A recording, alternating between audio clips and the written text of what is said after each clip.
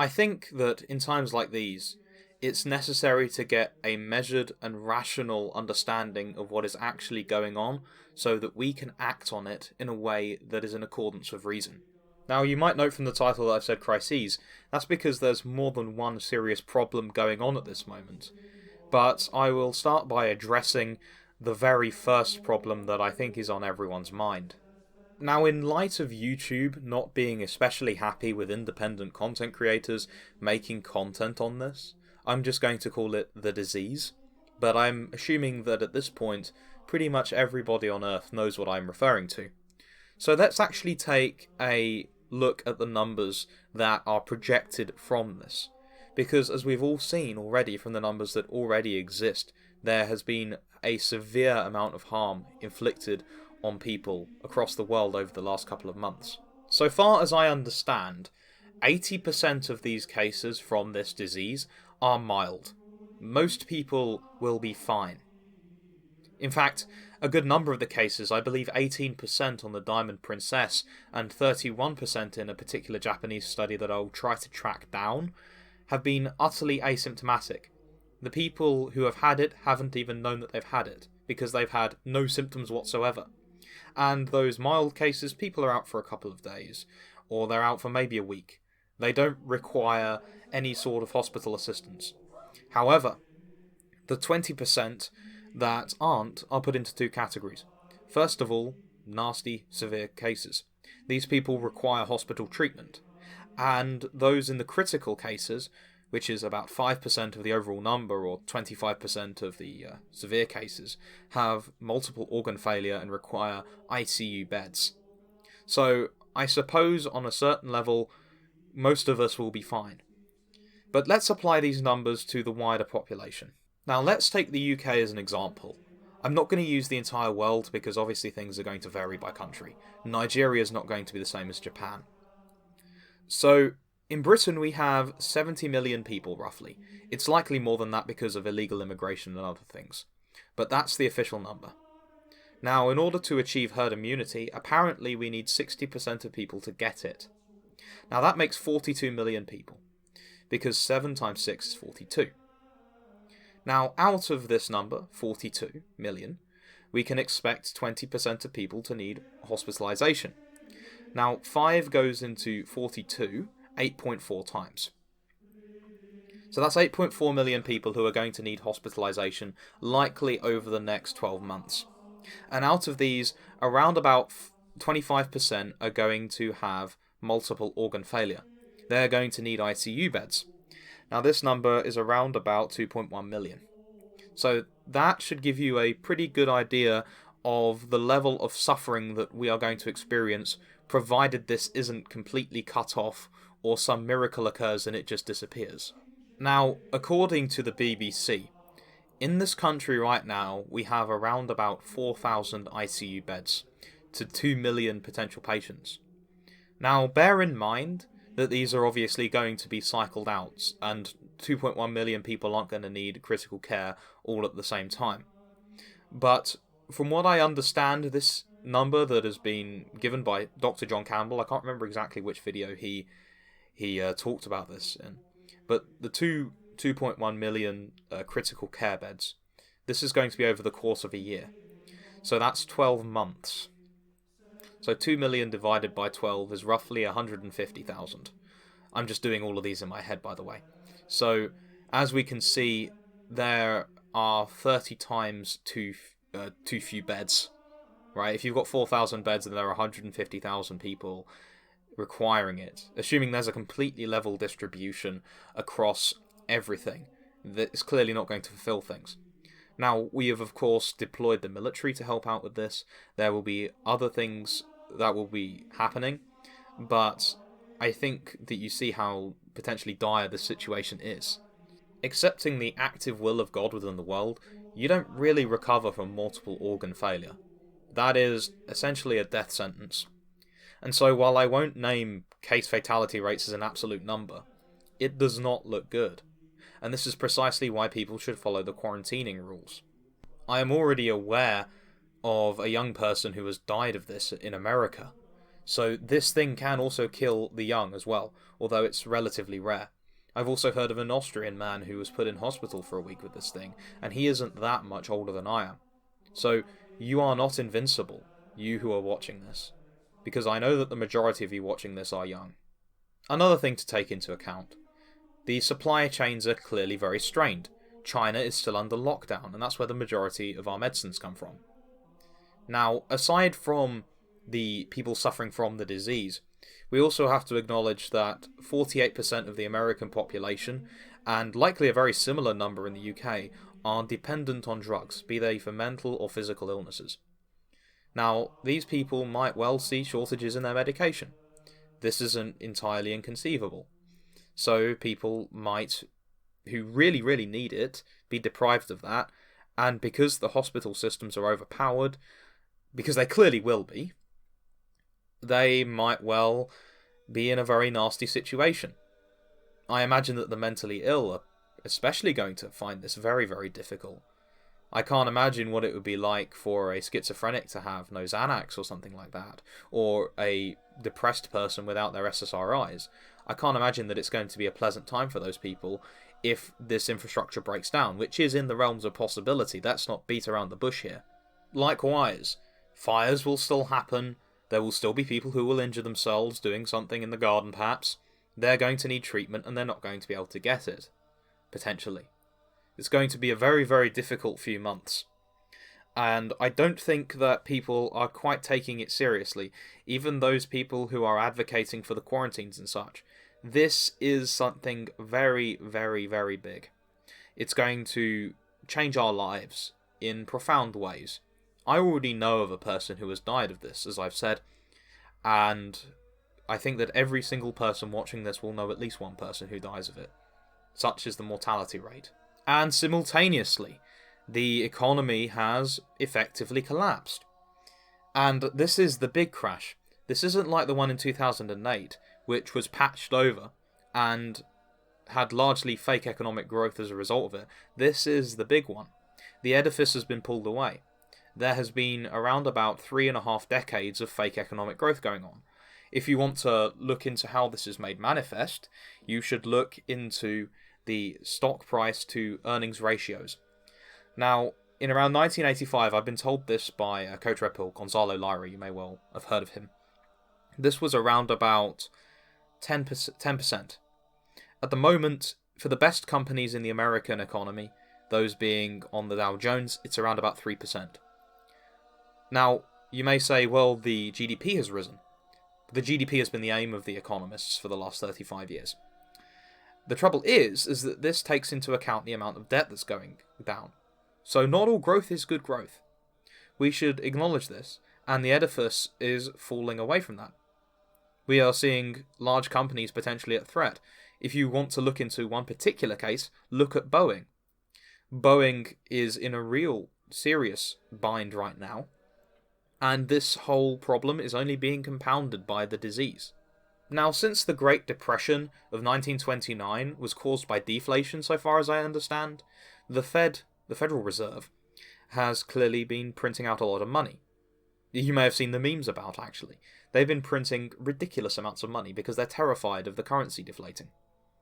Now, considering the magnitude of the current problems, not only the economy collapsing, but also this disease and the thing I will get onto in a minute, they may well print too much money and get into a problem of hyperinflation, as Germany faced in the early 1920s. So we have to acknowledge that these things are going on as well. And all of this in the midst of, frankly, political turmoil across the Western world. And finally, you may well remember that there was an Iranian general assassinated by the American government in a rather ostentatious way in January. These tensions have not stopped. Not only are there Iranian-backed militias attacking American bases and killing American servicemen across Iraq at the moment, but also you have a trade war going on between Saudi Arabia and Russia over energy stocks, over oil. You have all kinds of tensions building up. And you can see this from the speeches of people like Donald Trump, and from the news which isn't being perhaps acknowledged by the mainstream media, or is being published by the mainstream media but is being swamped by the news about this disease. I mean, we both know which one gets more clicks. So we have this problem as well to face, and this isn't going to resolve lightly. This has been going on for quite a while. Now, we have two choices acknowledging this. In fact, we have three. First of all, we can panic. Second of all, you can argue with me. And that's fair enough. Go into the comments and argue with me. If I'm screwing up some sources, that's perfectly fine. And I will place amendments in the comments. And thirdly, we can acknowledge what is happening and move on and work. And understand that this is the new world that we live in. And try and make the best of it. Because I don't think there's any single person on Earth accepting some sort of miracle that can mitigate these things significantly. We can perhaps cushion the impact, as the Chancellor of the Exchequer has done in Britain, but we can't solve it. We have the sandwich, we have to eat it. Consider these words by St. John Chrysostom, or the Golden Mouthed. If you wish, I will depict an image of what has happened, to make the tragedy more vivid to you. I behold a sea of fury everywhere, forced open to the depths of the abyss, revealing corpses floating on the waves, others submerged beneath them, the bridges of the ships destroyed, the sails in shreds, the masts shattered, the oars fallen out of the hands of the oarsmen, the pilots seated upon their decks in front of the tillers, with their hands crossed over their knees, and in the face of their impotence before these events, they are groaning, crying out in anguish, lamenting, wailing, with nothing clearly visible, neither the sky nor the sea, but with everything plunged into deep darkness, with such obscurity and gloom that upon turning around it's impossible to recognise one's neighbour, and with the sailors everywhere beset by crashing waves and by monsters of the sea. But how long will we pursue that which is impossible to grasp? For whatever imagery I search for to portray the current evils, words are powerless to suffice. However, even when I see such things, I do not give up an even firmer hope, as I consider the pilot governing everything, who prevails over storms, who calms the raging gale, not through skill and artfulness, but with a single nod. It is not at their beginning, nor immediately, but when they first arise, that he customarily obliterates evils, but when they increase, when they come to their furthest point, when most men fall into despair, then he does wondrous things beyond all expectation, demonstrating his own power, and training the patience of those who have fallen. In light of this, we should never ever fear. But, although we can't judge where things will be in 4 or 5 months, we do have a situation that needs to be thought about. And that is that, in the UK at the very least, we are going to be stuck in quarantine for at least 3 weeks. In fact, I'm probably going to be in quarantine for 4 months, because my mum is infirm, and I can't risk infecting her with this. So, what are we to do with this time? Are we to languish? Are we to indulge ourselves in video games and pornography? No. We can't afford to do that. We have been given this time. And I think even those people who ignore what I'm saying here, after a week, they will get bored of their games, they'll get bored of their Netflix, they will get bored of their porn, and they will want something else to do. And there will still be 2 weeks. And I'm pretty sure it's going to last longer than that. At the beginning of the 3rd century through to the 5th, there was a group of hermits known as the Desert Fathers and the Desert Mothers. And these people fled from society in order to purify and make themselves perfect. And they often did this alone. St. Anthony, if you've heard of him, is an example of this. And these people had to deal with the intense loneliness, isolation, and boredom, frankly, of being stuck in the desert in caves. And we can learn a lot from them, because we are faced with a similar situation. We are essentially, whether we like it or not, going to be forced to be either hermits or monks for the next month or so, at the very least. And so we should probably listen to what they have to say. The first thing that we have to fear is sloth. We can't just go through our Netflix lists or our video games and just play them repeatedly, because you will just degenerate. Particularly if you indulge in pornography, you will degenerate. and it will drive you up the wall. You will lose yourself. And that is something that you cannot do, because that route is a route to death. You are destroying yourself by doing this. The only way that we overcome this is through finding things to do, having projects. Some of you have work, which is good, that will keep you busy. But many of us don't, particularly students, right? I know that I'm in a position where I'm basically just tuning up my second draft for my dissertation, and I have one machine learning exercise to do. That's all I have from the university. So we have to find projects to do. In addition, we have to fight what we normally call depression, but I'm going to call despondency, because that's a more accurate term. The misery of being not only stuck inside, but also the fact that many of our loved ones are going to die. This has to be faced, and it has to be faced actively. You are not at the mercy of your feelings. You will still feel things, but you carry on. You must carry on, because that is all you can do. You cannot stop, because otherwise you will be destroyed by this. Despondency is a great enemy. It has destroyed many great men and women. We cannot allow ourselves to fall into this, and one of the ways of overcoming this is through prayer and good reading. If you find good books, and if you have time for prayer, if you are that way inclined, it will help you.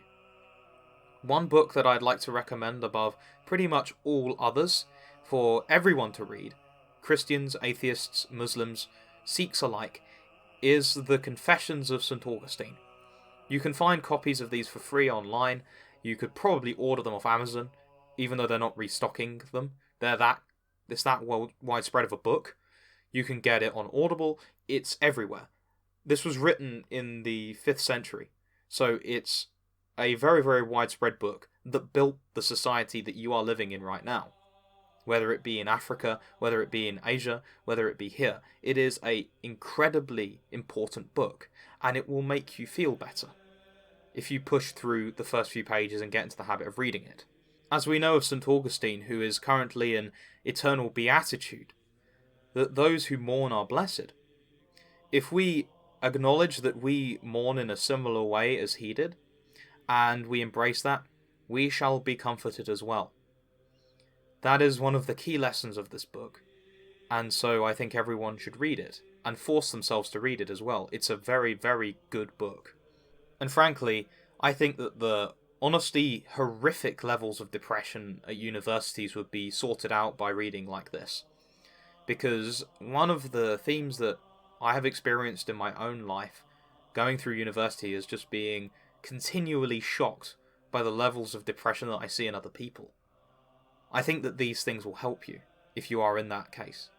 And finally, although maybe the beginning of this video might have encouraged this particular feeling, we can never, ever, ever, ever panic. What does that serve? Has worrying added a single hour to anyone's life? No, it hasn't. It's just wasted them. How many of us have spent hours worrying about a particular problem? How many of us? To no avail. I suspect that many of you watching are doing this right now. But honestly, this is entirely out of your control. You have some means of potentially preventing infection, but these are far from foolproof. Honestly, the details of this disease are very scary on a certain level. You can't control where the economy is going. You can't control what Trump and Xi Jinping are going to do over the next couple of months in economic or military policy, right? You can't control this, but you can control yourself. You need to look within yourself and find that control, because every single human being has it. Some choose to ignore it because they're enjoying their lives in whatever kind of shallow pleasures they have. Some people are too scared to make it manifest. Some people on a certain weird level enjoy being miserable. But now is not the time to do any of these things. Now is the time to look within yourselves and control yourselves. Because if you can do it now, if you can control your panic now, can you imagine how strong you will be when it comes to things that are trifling in comparison to this? It's a really good skill to have, and every single person should develop it. I can't tell you how, because it is something you have to work out on your own, but it is something that will be necessary. To conclude, I'm going to read the story of a man who has truly embodied the pinnacle of what it means to be a man. This man is called Giuseppe Berardelli. I'm going to link this in the description as well. This man gave his respirator to a younger coronavirus patient when he had it and he died. Father Giuseppe Berardelli, 72-year-old man, sacrificed his life for the sake of this younger patient. There is no greater love in the world than to sacrifice your life for the sake of your friends. And this is what is needed now. There is no greater virtue to have than charity, that is, the love of God and the love of neighbour. And this man has manifested it on a level that I know that I am not capable of.